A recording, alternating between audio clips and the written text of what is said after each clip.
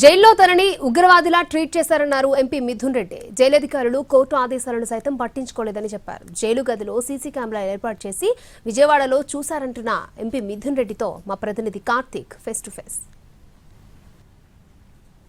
మనతో మాట్లాడడానికి ఎంపీ మిథున్ రెడ్డి గారు ఉన్నారు. మిథున్ రెడ్డితో మాట్లాడారు. సార్ చెప్పండి, అంటే దాదాపు 71 రోజుల తర్వాత బయటకు వచ్చారు, అంటే బెయిల్ మీదకు బయటకు వచ్చారు, కానీ మీ మీద రకరకాల ప్రచారాలు కూడా చేస్తున్నటువంటి పరిస్థితి. అంటే ఈ 71 రోజుల గురించి ఏం చెప్తారు ఈ కేసు గురించి చెప్పాలంటే? ఒకటి, ఎన్ని ఇబ్బందులు పెట్టినా కూడా ధైర్యంగా ఎదుర్కోవాలని డిసైడ్ అయినాము.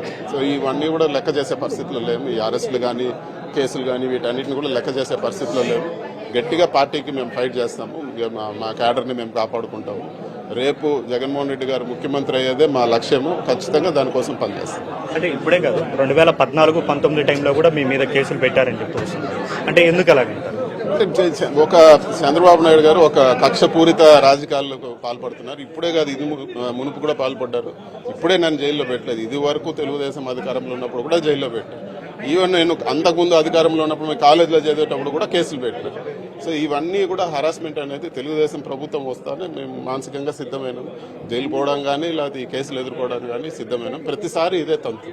ఎప్పుడు తెలుగుదేశం అధికారంలోకి వచ్చినా కూడా నా పైన కేసులు పెట్టడం, హరాస్ చేయడం చూస్తూనే ఉన్నాం. అంటే మిమ్మల్ని ఇబ్బంది పెట్టడం వల్ల మాకేమొస్తుంది? కూటమి ప్రభుత్వం ముందుగానే చెప్పింది లిక్కర్ కేసు జరిగింది కాబట్టి దాంట్లో అరెస్ట్ చేయాల్సినటువంటి పరిస్థితి వచ్చిందంటూ కూడా ఏదైతే కూటమి నేతలు చెప్తున్నారు. నేను కోర్టు ఆర్డర్ ప్రకారం వివరాలకి కేసు గురించి మాట్లాడొద్దని చెప్పి నాకు ఆర్డర్ ఇచ్చారు. కానీ దయచేసి ఒకసారి కోర్టు బెయిల్ ఆర్డర్ చదవండి.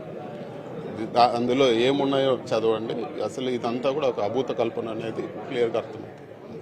సార్, అంటే మీకు ఇవ్వాల్సినటువంటి వసతులు కూడా ఇవ్వలేదు అని చెప్తూ వస్తున్నారు. అంటే మీరు కూడా చాలా ఇబ్బందులు పడ్డారని కూడా తెలుస్తోంది. ఏంటి సార్ అంటే ఈ 71 రోజులు ఎలా ఉంది? ఈ కేసు పెట్టడం ముఖ్య ఉద్దేశం వచ్చి మానసికంగా వేధించాలి, ఒక మనిషిని డౌన్ చేయాలనేదే వాళ్ళ ముఖ్య ఉద్దేశము. కాబట్టి అనేక రకాల ఇబ్బందులు పెట్టడం జరిగింది. జైల్లో అంటే ఇవ్వాల్సిన వసతులు ఏవైతే కోర్టు ఆర్డర్ ద్వారా ఇవ్వాల్సిన వసతులు అవన్నీ కల్పించడంలో కూడా బాగా డిలే చేసి ఇబ్బందులు పెట్టిన తర్వాతనే గట్టిగా అడిగిన తర్వాతనే ఆ వసతులు కూడా ఇవ్వడం జరిగింది. మామూలుగా నాకేం వసతులు స్పెషల్గా ఇచ్చేది ఏముండదు. మిగతా ఖైదీలకు ఏ వసతులు ఉన్నాయో అవే నాకు కూడా ఇచ్చారు. సో దీని గురించి నేను పెద్దగా ఇబ్బంది పడింది లేదు. మానసికంగా ఎదుర్కోవాలని డిసైడ్ అయినాం కాబట్టి ఏదైనా కానీ అని చెప్పి డిసైడ్ అయిపోయి ఫేస్ చేసాం.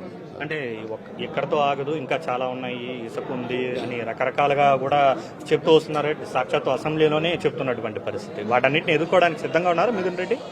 భయపడే వాళ్ళని బెదిరించమని చెప్పండి. అన్ని భయపడే ప్రసక్తే ఉండదని. అంటే ఏం చెప్తారు సార్? అంటే ఫైనల్గా జగన్మోహన్ రెడ్డి గారు ఇప్పటికే కూడా చాలా మంది పరామర్శించారు, మిమ్మల్ని పరామర్శించలేదు, మీరు బీజేపీకి వెళ్ళిపోతారంటూ కూడా రకరకాల ప్రచారాలు జరుగుతున్నాయి. అంటే ఈ 71 రోజుల్లో మీరు ఉన్నారు, బయట మాత్రం రకరకాల విస్తృతమైన ప్రచారాలు జరిగాయి. అంటే వీటన్నిటికీ ఏం చెప్పాలనుకుంటున్నారు? ఫస్ట్ పాయింట్, జగన్మోహన్ రెడ్డి గారు అధికారంలో ఉన్నప్పుడు మమ్మల్ని చూసుకున్నంత గొప్పగా ఎవరిని చూసుకోలేదు. ఆయన ఈరోజు అపోజిషన్లో ఉన్నప్పుడు ఆయన ఏదో నాకు చేయాలని నేను 1% కూడా ఆలోచన. మేము ఆయనకు ఎంత గట్టిగా నిలబడ్డాం అనేదే పాయింట్.